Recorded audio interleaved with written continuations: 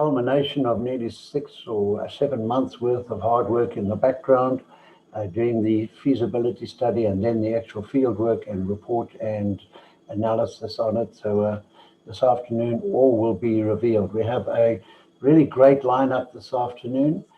Mark Angus, my colleague and friend of many years from Knowledge Executive and Genesis, sitting in Washington, D.C. at the moment. Thank you, Mark, for joining us. And Mark will be facilitating this afternoon's session.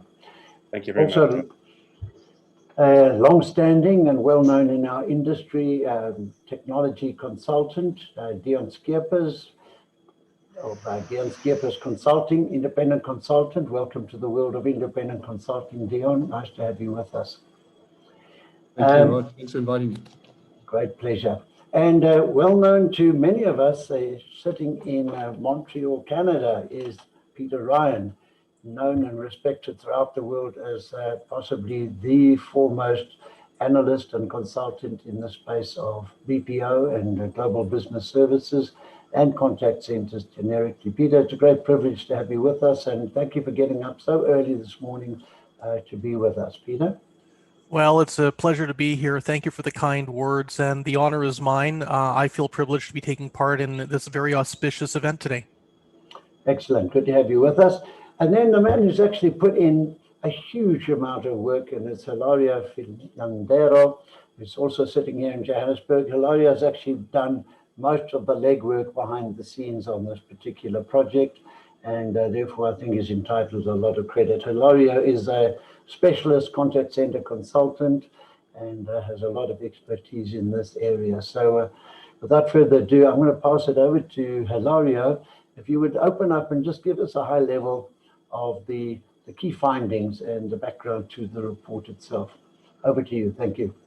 Sure. Thank you, Rod. And just first up, I mean, this is obviously a team effort. So we all sort of like pull together to, obviously design the survey and then make sure that, that we get respondents for the survey. So appreciate everybody's efforts on this. So, so essentially what we wanted to do is with this survey is find out from South African specific contact center leaders and thought and decision makers, what are their views in terms of certain key technology trends that they were seeing coming out of the mid towards the end of last year, and what can we see sort of being carried forward through to the next year? So what we're going to do today is just have an overview of our key findings from the survey, and I'll start by sort of indicating to the audience who responded to the survey. So essentially from a role perspective, we directed the survey primarily at contact center executives, managers,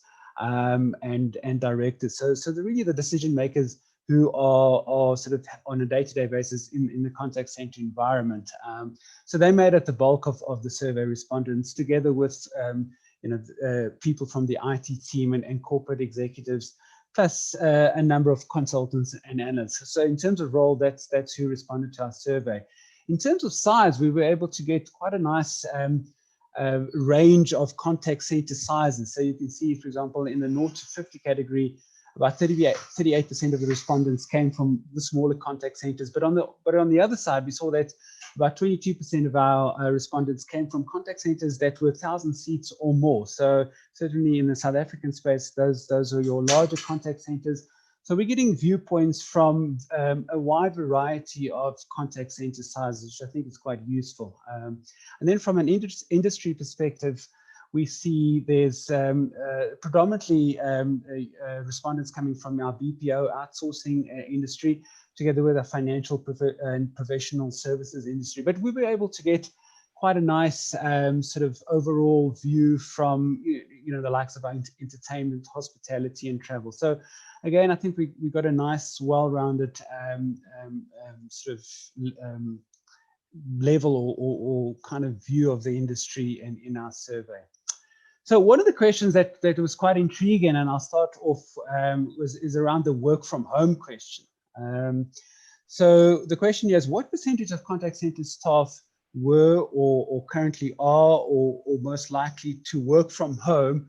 And we framed this around the whole COVID experience for which happen globally, obviously, for most contact centers. So our first question, or our first part of this question, is to say, what percentage of agents were working from home pre-COVID? And you can see from the results that we're getting back is that almost, or you can say the majority, or almost all the contact centers had about 0 to 20% of the people working from home. So predominantly, most contact centers were working from an office environment for all intents and purposes.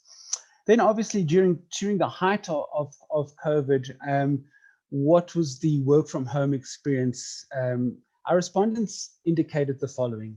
So you can see a massive change where now, for example, 30% of our respondents were saying that about 80 to 100% of their staff are now working from home. And obviously this was done in a very kind of like quick time frame. And then we kind of asked our respondents to look forward into the future. And obviously COVID is not like an event that sort of just happened over a few months. We're still going through it, and there's second and third waves. But what's the likely, where we're going to land in terms of a sort of a post-COVID environment? And our respondents indicated the following. Certainly that one of the kind of the key sort of like outcomes of this is to say that the work from home component is likely to stick for most contact centers. So you can see that although there's a little bit of moderation in terms of the level of work from home, it certainly looks like from the respondents that in a post-COVID environment, the work from home component is certainly going to be larger than what it was in the pre-COVID environment. So so that was an interesting question, and sort of a second part of what we did on this particular question is to look for what we call patterns in the work environment. So in terms of, like, for example, in the work from home, what we label as a typical pattern is one where in the pre-COVID environment there was a low level of working from home. During the sort of the major part of COVID and the lockdown, there was a high number of people working from home, and then post it moderates kind of a medium level. And 40% of our respondents indicated that that's kind of their typical, and we label that as the typical pattern.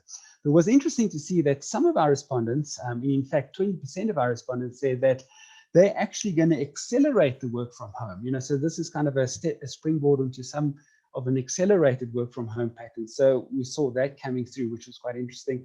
And then another further 18% said, look, the high level of work from home is likely to be maintained going forward. So obviously this pattern differs for every organization, but what is clear is that the change to work from home is likely to stick. And this again reflects in the data we're getting through over here.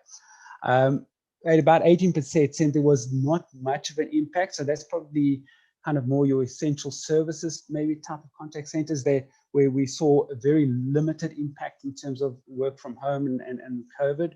And what's also quite striking here is that from what I've called a rubber band, will we return back to normal?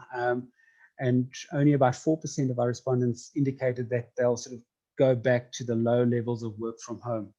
So that was the findings from that particular question that came out. This is a very interesting presentation, and really reflective of a global trend right now in terms of evolving work models. Thank you for taking us through that. And I'd like to come back to you a bit later on in the presentation to look at some of the biggest pain points and challenges that are facing contact center executives with their contact center technology investments. So we're gonna ask our esteemed panel some questions in this part of the survey. And I'm going to start with Rod.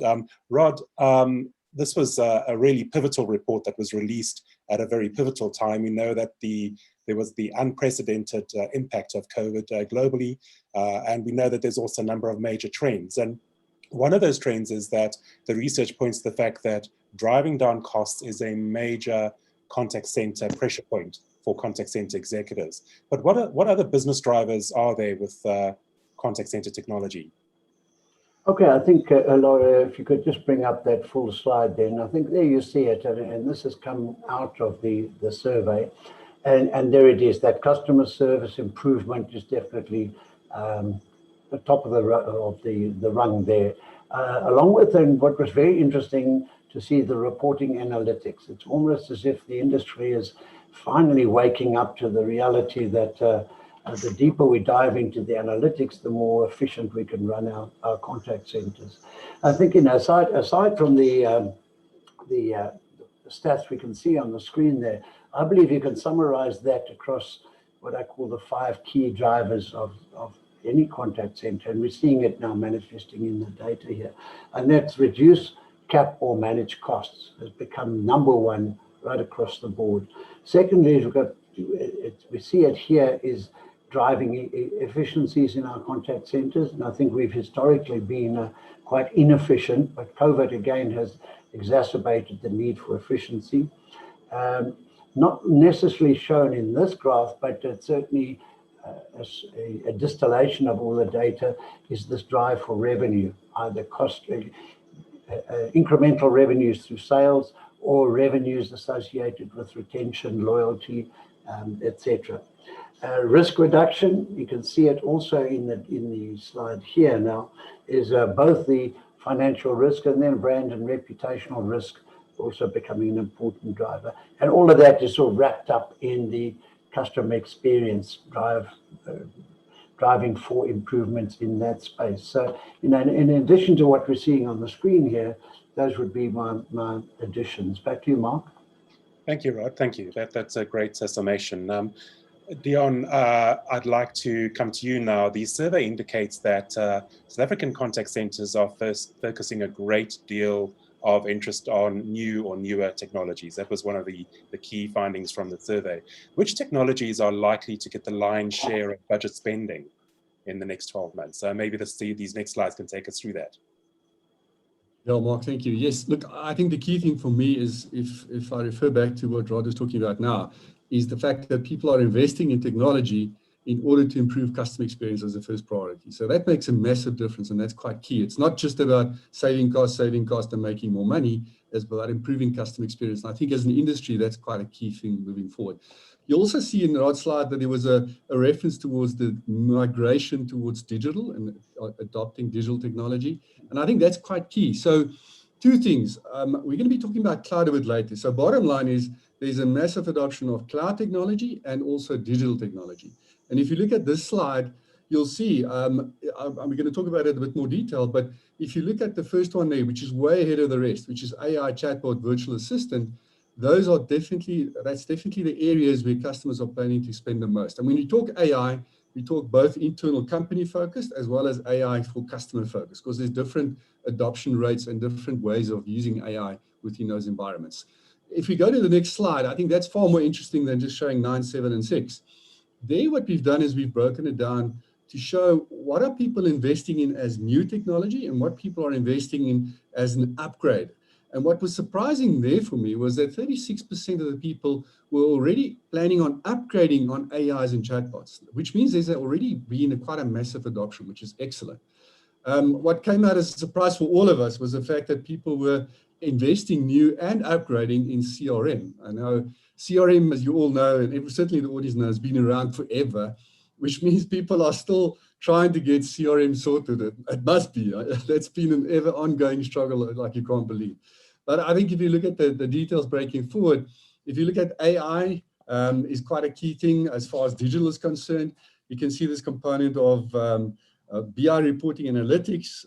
You can see WhatsApp, you can see web chat, you can see all of those digital channels and the conversions of digital becoming quite key within the new technology areas as well as investment. So we already see that certainly in South Africa, or the people who have participated have already got a lot of these digital channels, but they're now planning to invest a lot as well in order to make it better. And I guess to move towards that omni-channel space, which is also listed there. And you can see that 28% of people are starting to invest in omni-channel or other upgrading or just acquiring new technology in that space. So that's quite interesting. And then, of course, AI touches on a whole bunch of areas, including automation. Now, in this case, process automation or just general automation. A lot of that can be driven through AI, through bots, through self-service. So you can see that a lot of these technology questions where we did the deep dive are interlinked and intertwined, and it's all basically around the migration and enabling for this next generation of contact center and customer in the digital space. And that's quite positive for us to see in that environment. Deon, thank you very much. I think if we could just stay on the slide a bit longer. We have a question that's come through from the audience, and I'd just like to pose it now because it's quite pertinent to the slide. So Paul Wood has asked, how do you see the use of IVR changing? He says, do you see it remaining with simple enhancements or perhaps being phased out with more intelligent routing based on AI engines? Look, I agree.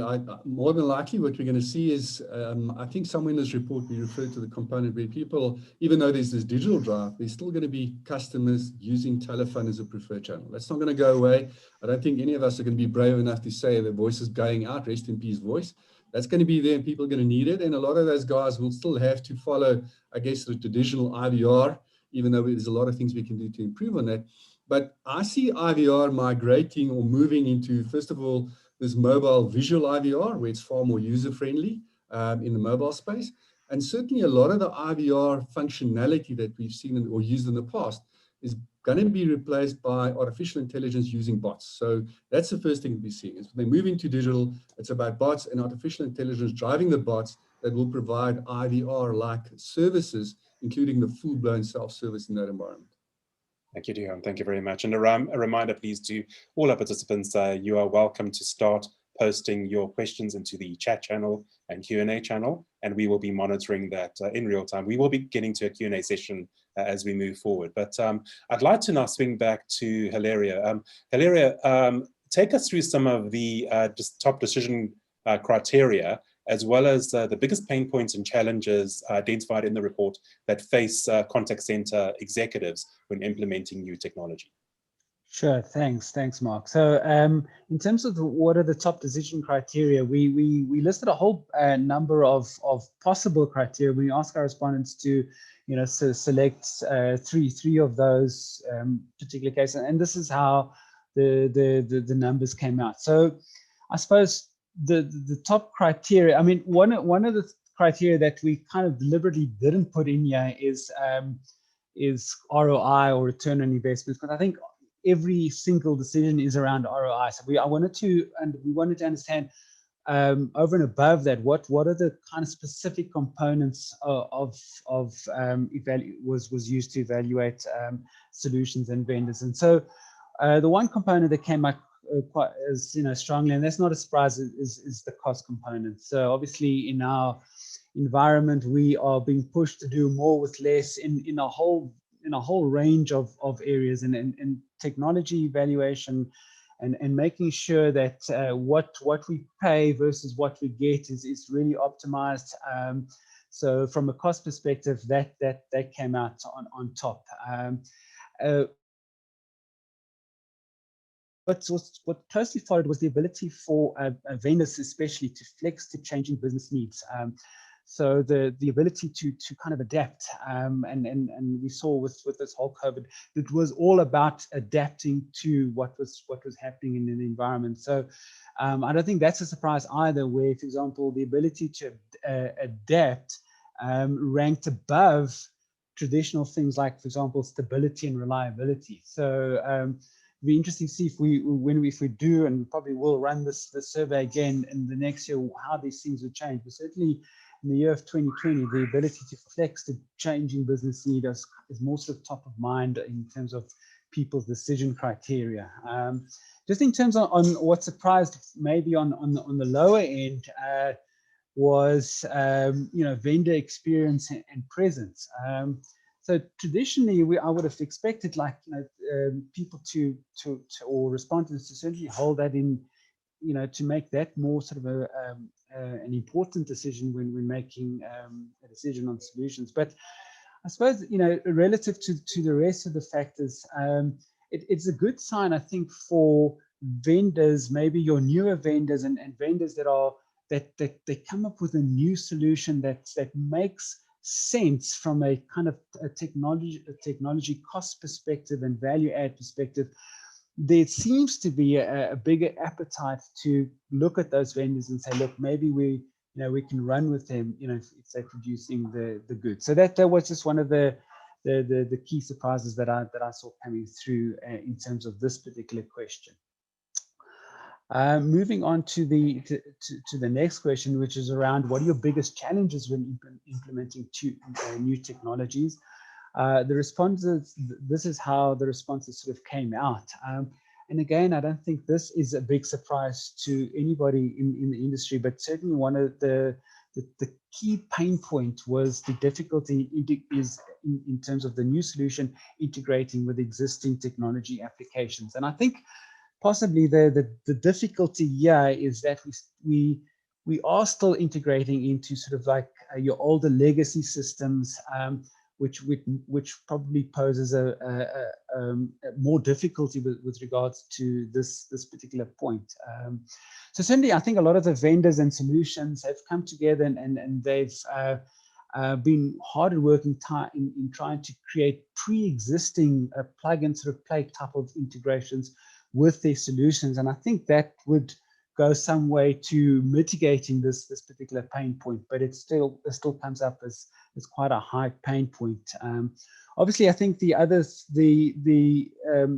second point is also very important. I think a lot of the time people underestimate the amount of time and effort required to implement these solutions, and in order to implement a solution properly, it requires time and effort. And I think a lot of the time, the pressure to implement a solution quickly is actually makes it a challenge. At the end, it's more of a time component where people are put under pressure to deliver very quickly. So I suppose the advice here is to give ourselves much more time to make these kind of decisions, because they typically are becoming sort of more complex in nature, and so we need more time to make these decisions happen properly. Thank you, Hilario. That was very good. Some really interesting pain points and challenges that I'm sure are shared with a lot of our audience that are on the webinar today. I'd like to switch over to Deon, and Deon, to talk about cloud adoption. We know that that's still a major trend in South Africa as well as globally, the move to cloud transformation in contact centers. Besides the obvious factors such as cost efficiencies, what are the other drivers or reasons for contact centers to move into the cloud? Mark, before I answer that question, can I just talk about this slide quickly? What we saw is that is actually quite a surprise, although coming to think of it now, while I was thinking about what to say here, that 41% people had already cloud-based technology used. But thinking about it, a lot of these guys were already in a COVID state and already had to move to home work from home. So I guess that's why I would have loved to see this figure or that question answered prior to COVID. Because I think prior to COVID, and when we did this survey during COVID, there must have been a massive jump in this answering of this question about moving towards cloud-based technology. But at least what we see now is of these people that responded, 41% are already currently using cloud-based technology. And that can be ranging from just a standalone IVR to a hosted cloud dialer. In other words, it doesn't have to be the full suite of contact center solutions. It could be pockets of certain technology types. But at least it's very positive to see that component. And then second of all, and the reason for saying that is due to our technology or our connectivity challenges, but that's a different discussion, different survey. What is also interesting to see in this cloud migration slide or this question is that when they asked the question, people said that none of them, all of them are thinking about moving to the cloud or are likely to move to the cloud. So that's quite positive. So at least there's no people that are just sticking their heads in the ground and think this is going to go away. Cloud is here to stay and it's happening.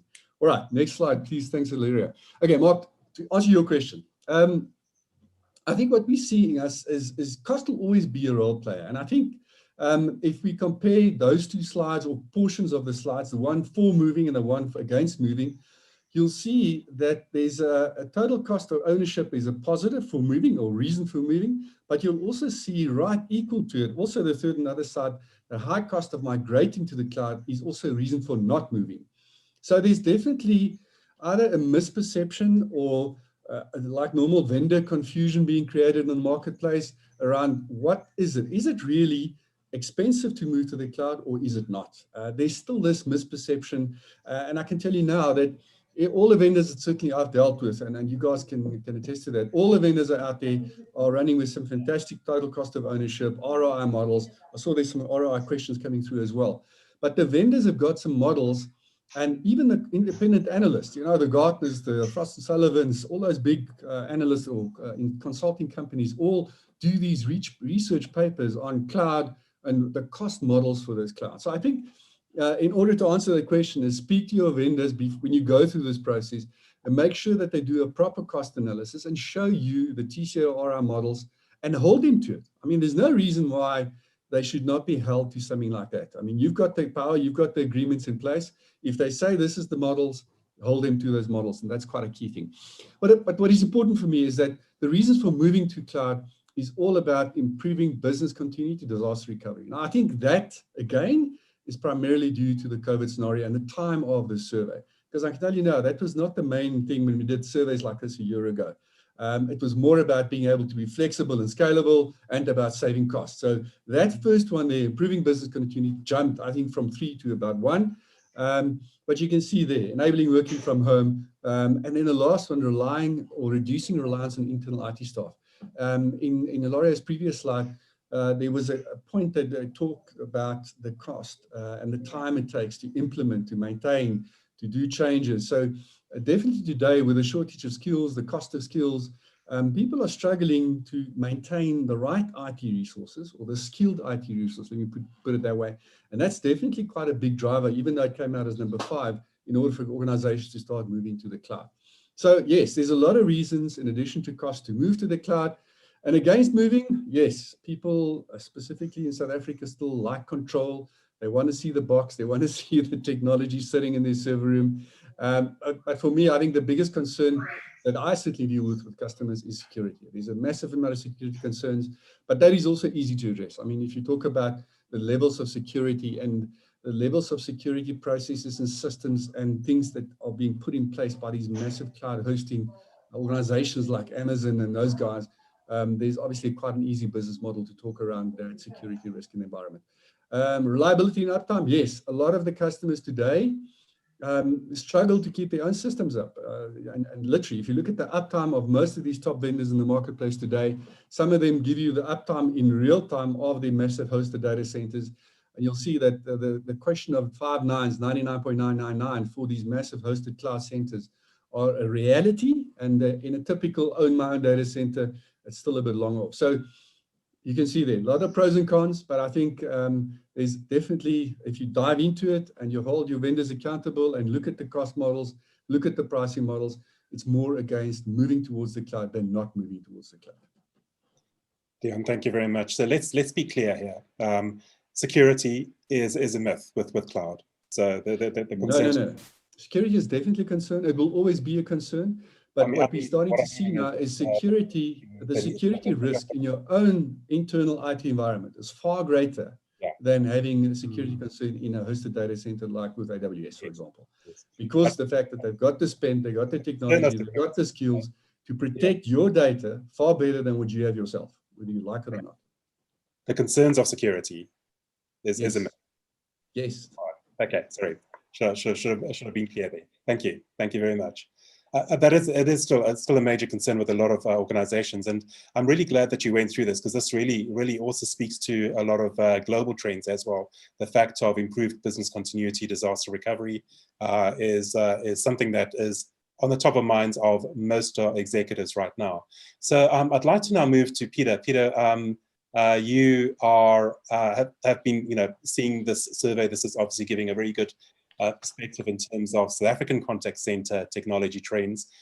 The report findings suggest that there's going to be this rapid shift to working from home brought on by COVID-19, and it's likely to stick post-COVID-19. Are you seeing the same trend globally, and what will future contact center working models look like post-COVID? Mark, first of all, let me congratulate everybody involved in the report and the presentation we've just seen through. I think this is outstanding mind share. And the question about work from home, I think, is very resonant when we are taking a look at what the broad trend is going to be once a vaccine comes into play and the extent to which we're going to see the virtual model deployed. Now, one of the things that I think is very important to recognize is the fact that certainly work from home has proven the value of investment over the course of the pandemic. The big question is, to what extent are we going to see it stick as a business model for a lot of different organizations, whether they're outsourced or whether they're captives? My sense is that we still don't have a real line of sight on that. You know, I can remember 6-7 months ago, pretty well everybody in the industry was decrying the end of the bricks and mortar contact center. That was it. It was done. Everything was going to be work from home. What we're seeing now is that the work from home model, to the extent that it's being deployed, is seeing some tension on the edges. You know, I always like to point my friends, and I point anybody on this webinar, to the outstanding report that was done by Fifth Talent a few months ago, in which they surveyed roughly 4,000 agents that had been moved from a contact center to work from home. And one of the key findings for me was the fact that the majority of those individuals said they wanted to come back into the contact center for at least some time. They wanted to work alongside their colleagues, alongside their supervisors, take part in the social activities they'd come to know and love. You know, the reality is that we're also seeing now more and more discussions about mental well-being, about physical well-being for people who've been shifted to home. And I think what we're going to take into account is, yes, work from home is going to be certainly a bigger part of the CX equation than before the pandemic, but it's going to be a bigger part alongside a renewed facilities-based offering.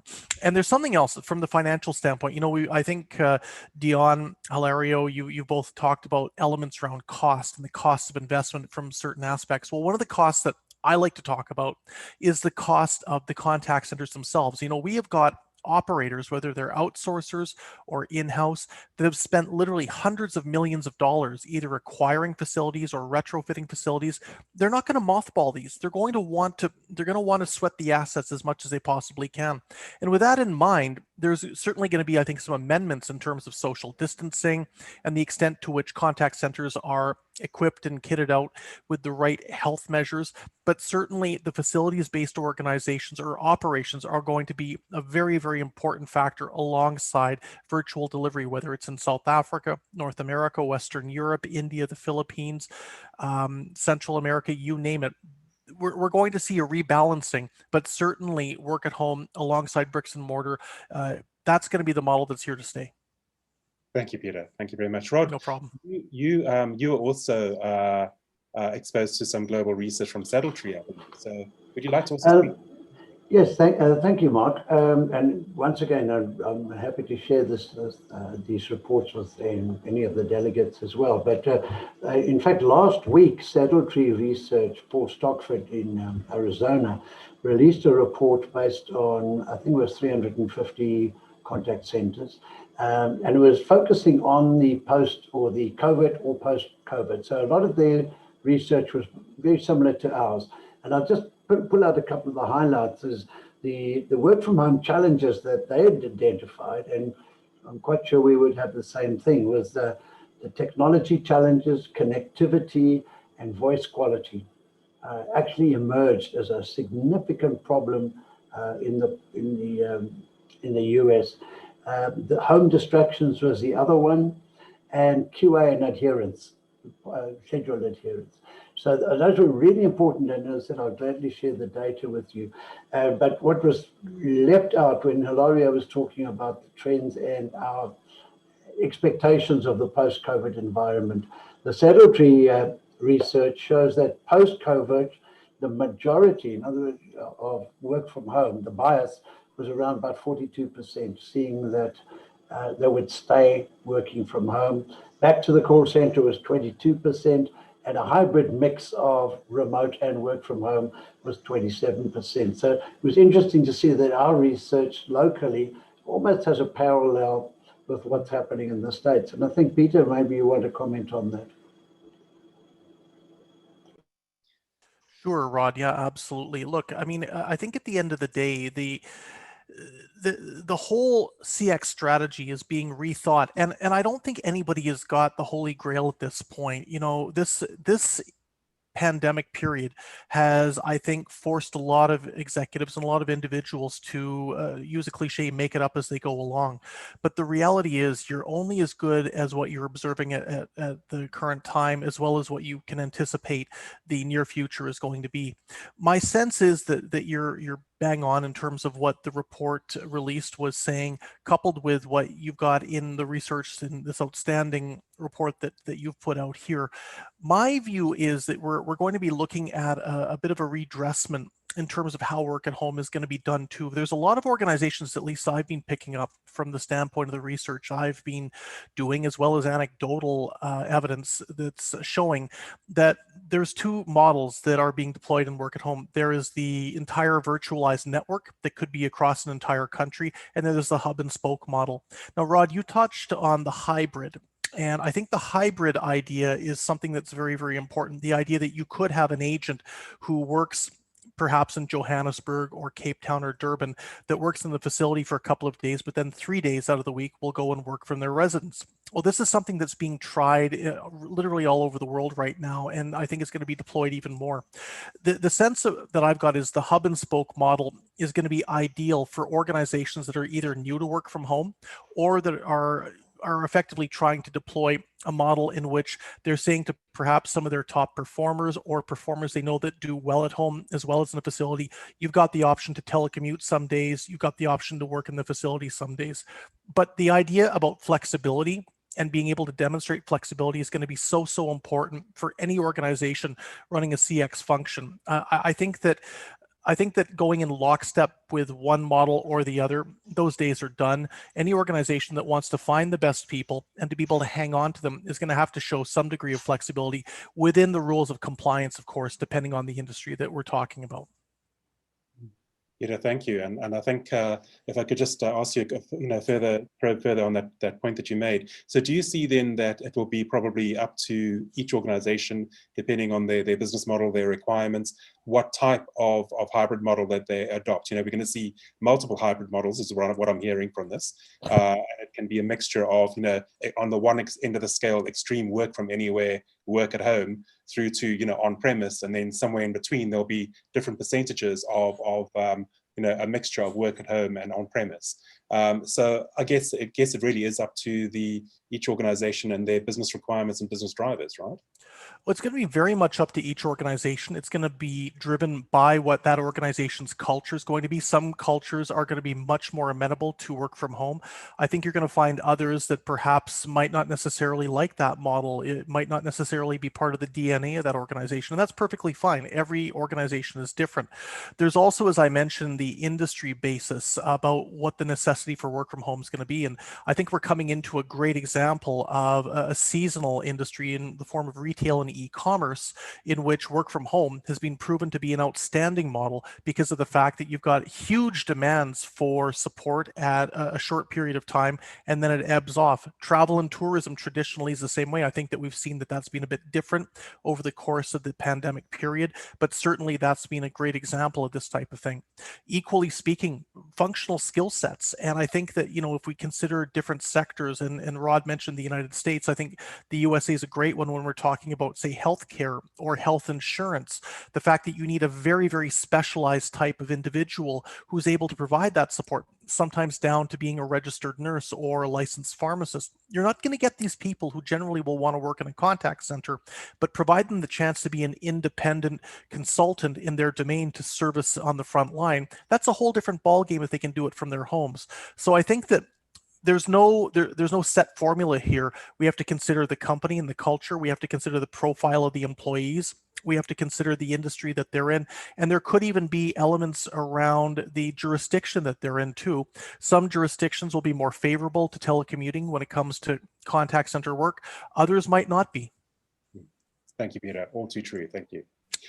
We are now going to move into the Q&A section of our webinar, and those questions have been flying in. Thank you very much for posting them into the chat channel and the Q&A channels. And we've got one here that I think I'd like to defer to Deon. Deon, this is from Lynn Davis, who says, and also Rod, so she's also asking you specifically, Rod, do we have specific interest already shown in AI type focused products and or services like annotation, for example?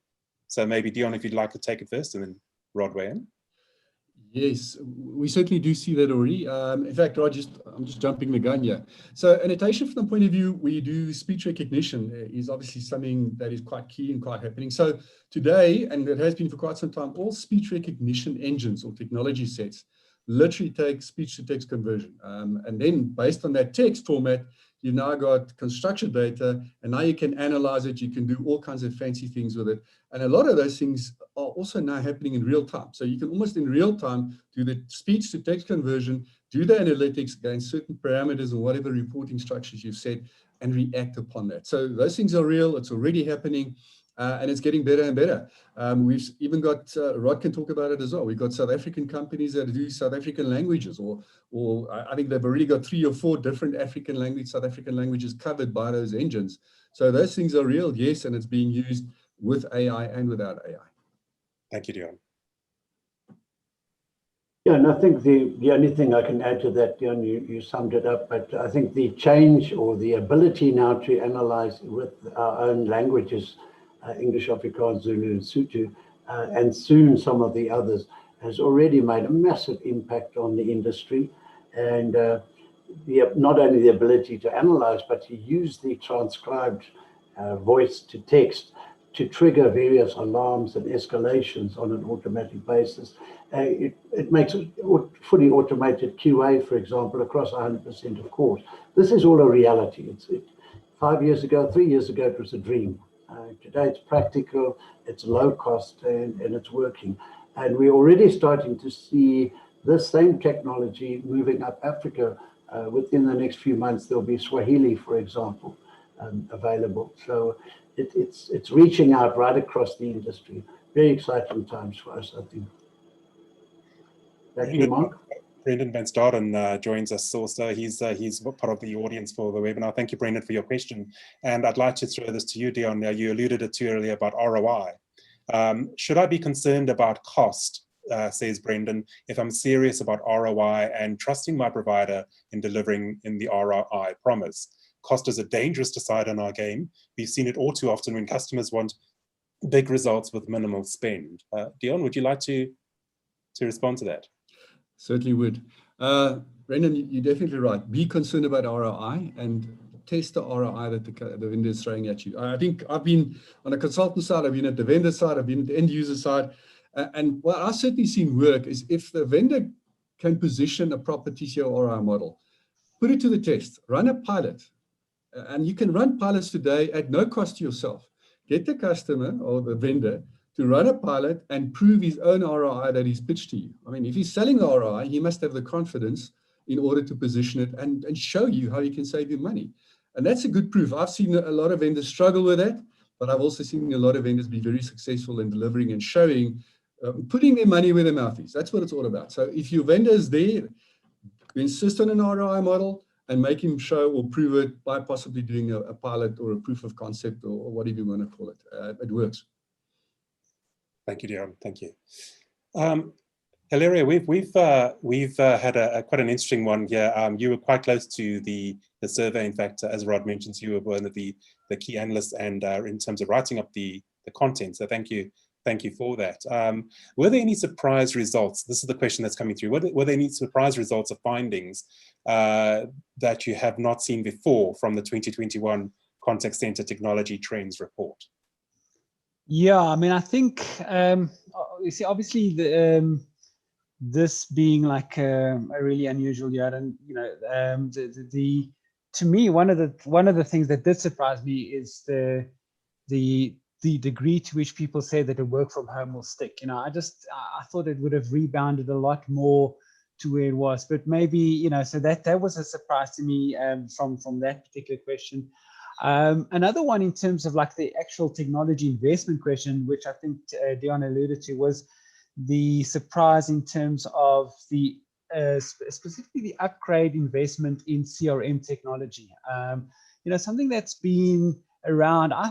In my mind, when I had it in my mind, I thought this question would be more like, for example, a dialer or an ACD.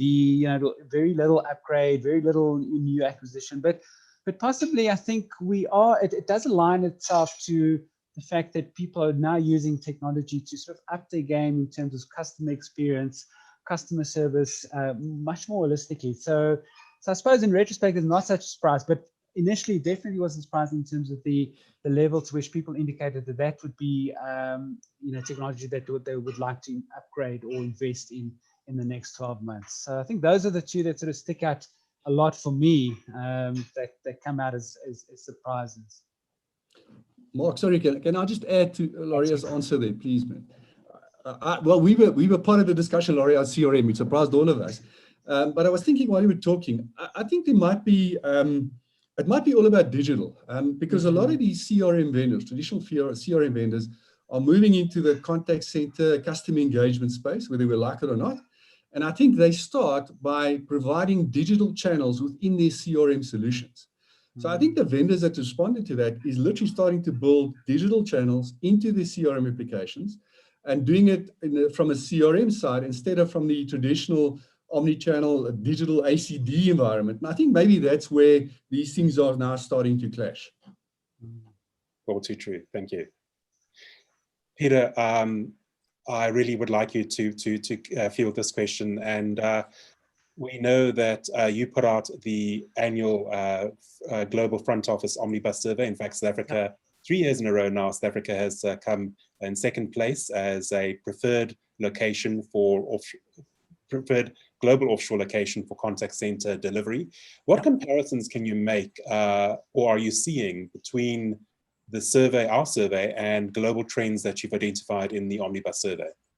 There's a number of them. I think the one that jumps out at me is if we think about the question that related to deployment of certain technologies, and that was concerns around cost and the ability to incorporate new technologies due to cost considerations. You know, one of the things that we've been picking up in the research that we've been doing in my survey, when we go out and this year we're speaking to over 600 enterprise decision makers in Western Europe, North America, and Australia. The fact of the matter is that the past couple of years, we've seen a tendency towards enterprise contact centers seeing their CX budget shrink. Now, I would expect that if it's been tepid the last couple of years, it's going to be very pronounced going into 2021.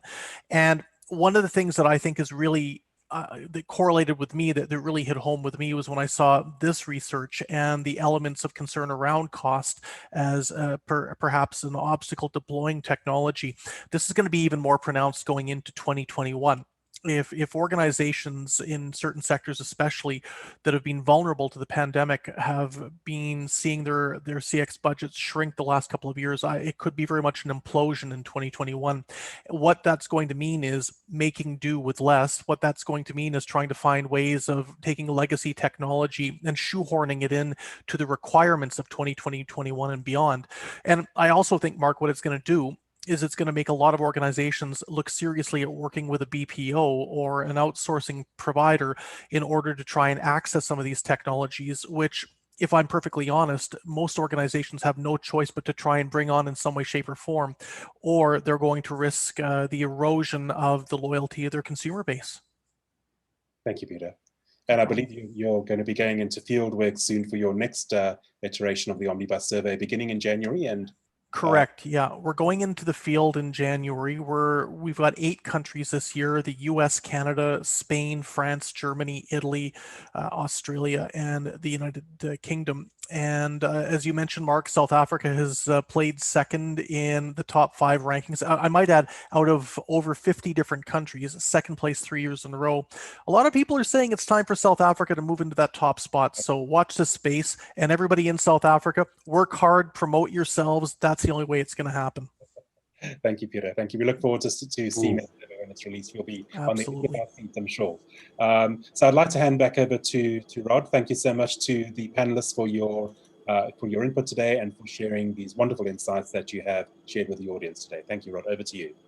Great stuff. Thank you very much. And I think just thanks all around. Mark, you've chaired this session remarkably well. You've had a lot of experience on it, and I wouldn't have asked anybody else to do it. So thank you very much for that.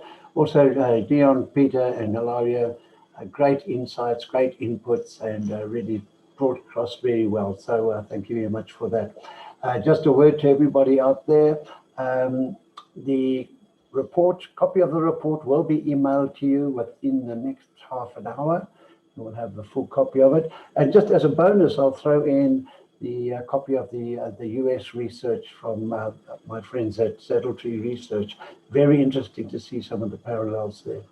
Also, the recording of this particular session, I'll do the editing this evening and upload it, and it should be available first thing in the morning. I'll do a second email tomorrow morning with the links through to the recording. So I'm afraid we haven't answered all the questions in the chat line there, but we'll respond individually to the few questions still outstanding. So once again, thank you very much, and look forward to 2021. I think this team has done a great job, and I think let's get our heads together and start looking at another survey in the not too distant future, perhaps looking at some of the other aspects of contact center. I might suggest workforce management, quality, analytics, etc. Should be some very interesting stuff coming through. So thanks again for your support, and that's a wrap.